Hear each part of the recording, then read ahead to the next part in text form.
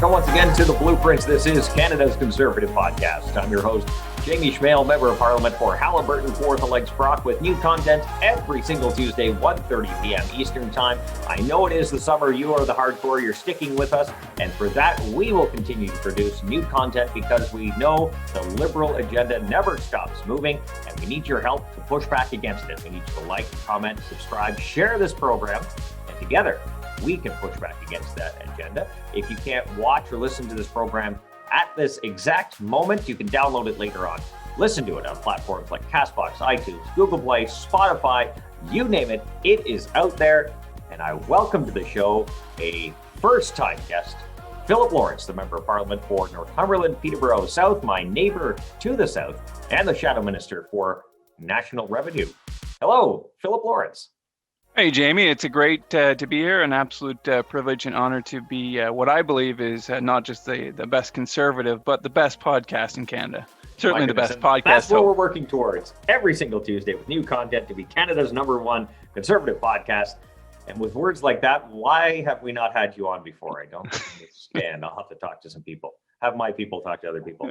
Okay, what we're talking about today, Mr. Lawrence, my neighbor to the south, Bill C-206, your private members bill. As we all know, private members bills rarely get passed through the process, rarely make it to the Senate, rarely make law. Now yours is still stuck in the Senate, but it's gone through the process in the House of Commons, which is a feat all to itself. And with private members bills, for those just paying attention, I know we talked about it a bit last week with Larry Maguire and his private members bill. After every election, there's basically a lottery. All the names, all 338 names, minus the speaker, so 337, get put into, and I guess the ministers, get put into a lottery. It's drawn, and you get your place up to 1 to 300 and some odd after the ministers and speakers are removed. So it is quite the process. So if you get high up on the list, you're golden. And there are some MPs that have served for multiple years who have not had a chance. But Philip Lawrence, the one and only, gets a chance right off the bat. Tell us about your private members bill. Yeah, so I'll start with a little bit of a preamble here, Jamie. So as you can recall back, I think you were elected in 2015, if I've got that right. When you're first elected, it's a bit of a whirlwind, and you're trying to get all the constituency pieces, your office in Ottawa, your staff sorted, just a million things coming at you. And so I can remember being in my Ottawa office and having my staffer walk through my office door and literally say to me, "Philip, you won the lottery." And I was like, "Well, what? All right, well, I'm out of here." No, just kidding. And that was the lottery for the private members bill. So at that point, we were trying to, like I said, there's a million things. It's like taking water to a fire hose. We're trying to figure this out. And you can pretty much select anything within reason to take and put your private members bill about. And so we conducted a search, and we talked to numerous experts, other MPs, about what we should do with our private members bill. And our riding, having a large proportion of rural and agricultural areas to it, we wanted that sort of came to the top of the list of a number of things. And in talking to our farmers, our local constituents, and advocacy groups, what came out over and over again was the impact the carbon tax, Jamie, was having on our farmers. I mean, the carbon tax has had a damaging impact really across our economy, but particularly in agriculture, the pain is acute, because in many other industries, when an input cost or the cost of production increases, that can be passed on to the consumer. That simply cannot happen in many of the areas of agriculture, because ultimately, lots of times, agricultural production prices are not set by the free market, but are set by international boards and other things like that, where the price just simply cannot be pushed along to the consumer. And because of that, our farmers were hurting. And so my bill C-206, was to reduce, or actually eliminate, I should say, completely exempt the carbon tax on natural gas and propane for our farmers, making them more competitive and hopefully reducing the burden on our farmers so they can be increasingly competitive, and also reduce the food costs for Canadians as well. Yeah, farmers are one group that has been hit very hard. Of course, Larry Maguire's bill that we talked about last week which leveled the playing field on farms and some small businesses that want to sell their business, their operation to a family member, maybe a son or daughter wants to carry on the operation. If they would be put on an unlevel playing field prior to this bill passing, that would make it more advantageous to, and I'm telling this to a tax lawyer here, I'm telling this Philip Lawrence, a tax lawyer, maybe he can do this better than I can, but basically you were punished for selling that operation to a family member. It was actually more advantageous to go to an international corporation or someone outside that circle that would somehow, if you're looking at a retirement package, it would really disadvantage keeping the operation in your family. So that fixed that. You're trying to fix the other side, which is in a wet season, like I believe 2019 was fairly wet. All these farmers had to dry their grains, and that really ate into their profit margin. Yeah, so when it was referred to colloquially by our then Minister of Agriculture, John Barlow, as a harvest from hell. It was extremely difficult. And so for those of you who aren't farmers, who aren't involved in grain production, when the grain is taken off the field in wet conditions, it's absolutely essential that it's machine dried. Failure to put that in the dryer and get that grain dried will mean that grain will simply rot, which means a whole year's worth of income, a whole year's worth of work will literally just rot away. And so farmers have to put it in grain dryers. Those grain dryers are powered primarily either by natural gas or propane. And so farmers were paying carbon tax on that, Jamie, and it was costing them tens of thousands of dollars. I had farmers from all across our great country send me their receipts. And then, which was the irony, just added insult to injury, was the fact that they actually charged GST on top of that. So you actually paid tax on your tax. So farmers would show me their receipts where they paid $10,000, $15,000, $20,000 in carbon tax. And then on top of that, paid $1,000 on of GST or HST on top of that. So farmers were paying tens of thousands of dollars, and this was something that was absolutely essential. And then we studied it for a long while. Actually, we had 6 or 7 meetings at the Agriculture Committee, and the Liberals attempted to get witnesses that said that there might be other ways to do this, more environmentally sustainable, and they couldn't. No witness gave testimony that there was a viable alternative. And so it wasn't like farmers could avoid the carbon tax in any way. This was a completely inelastic curve to use. So all that happened was it wasn't the idea or the belief on the left with the carbon tax is that if they make environmentally sensitive, environmentally more sustainable technologies beneficial, less expensive, then people will move that way. There was no such alternative. All this was doing was a tax grab from our farmers, who are amongst the hardest working people in this great country. It was completely ridiculous. And so was very happy to introduce Bill C-206. And as you said, Jamie, we were one of only 3% of private members' bills make it outside of the make it pass through the House of Commons. And if I could just comment for a moment, I think it's shameful what's going on with Larry Maguire's bill, in the fact that the Finance Department is refusing to implement it. That bill, I'm sorry, I'm going to go a little bit geeky here as a tax lawyer here. That the legislation that meant to correct was a bill to originally that legislation was put in place to avoid non-compliance with the tax, to avoid people circumventing it. But the unintended consequences of that legislation is causing family farms to go out of business. Larry Maguire's bill was a great bill. It has to be, and it should be put in immediately. And the fact that the Finance Department is delaying that is just shameful.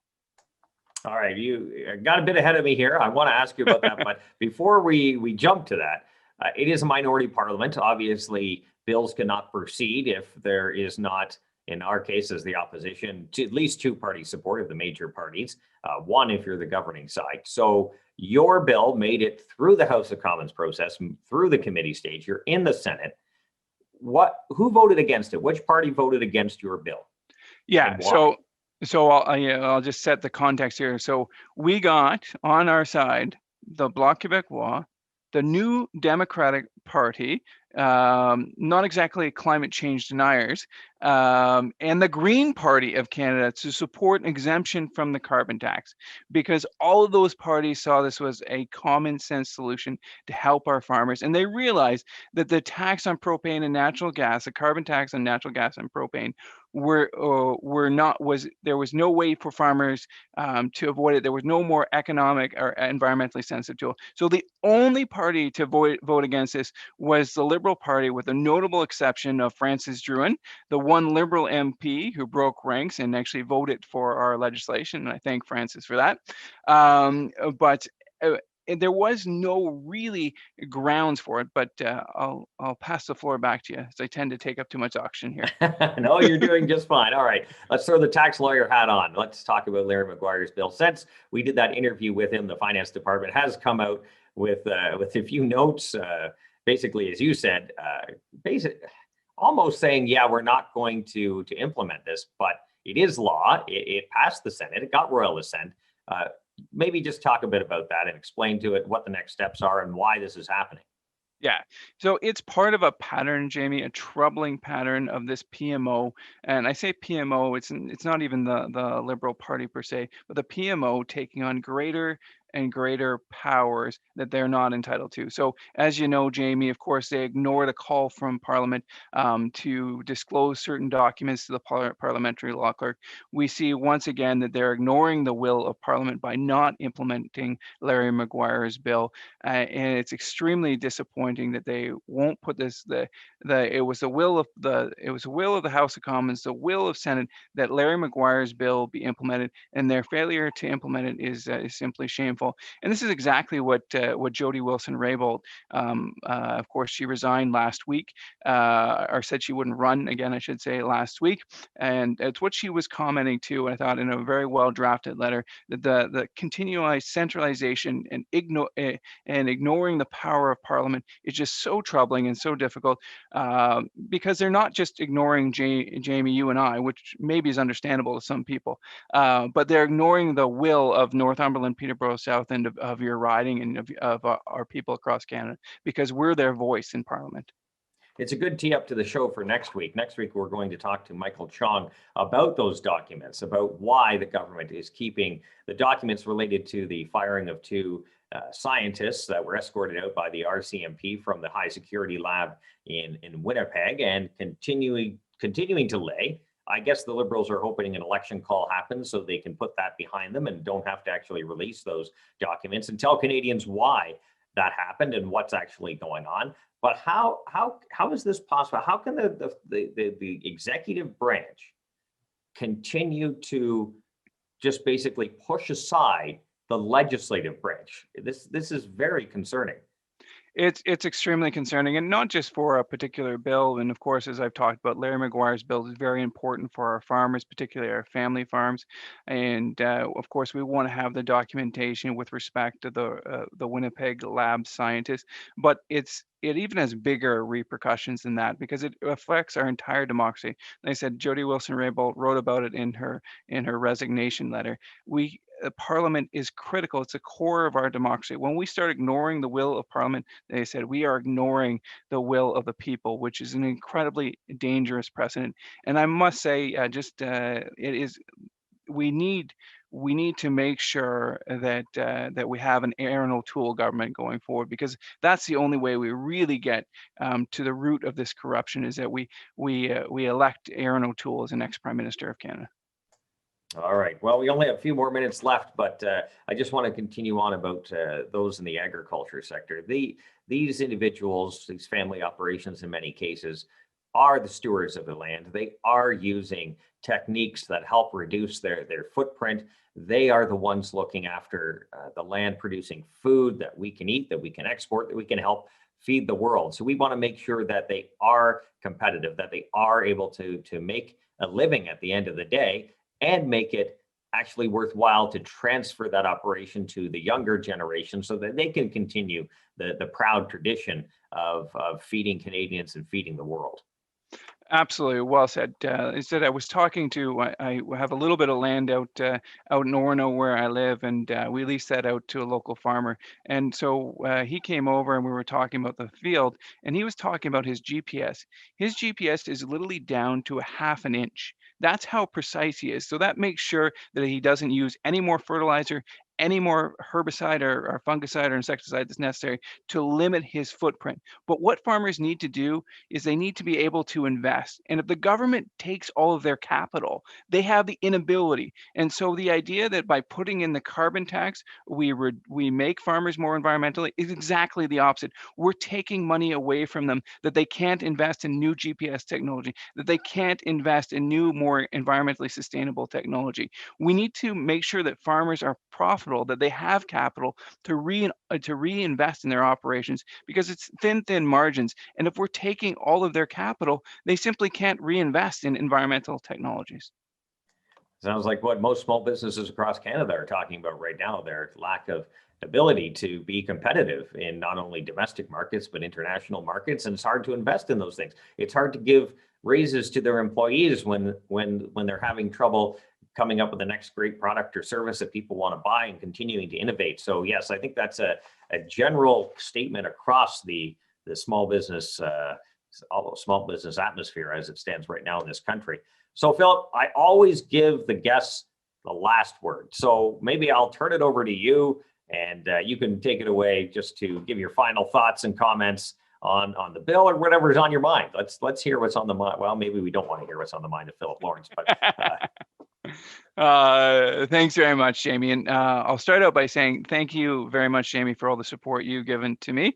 I'll say that publicly as a new MP. You've been a great mentor, and I appreciate all the support. And then I guess I'd finish up by saying thank you to the farmers and all of my constituents for being incredibly supportive through the very difficult pandemic. We'll continue to advocate for you. I want to make sure that rural Ontario gets a fair shake, and we'll work hard every day for the people of Northumberland-Peterborough South. Thanks very much.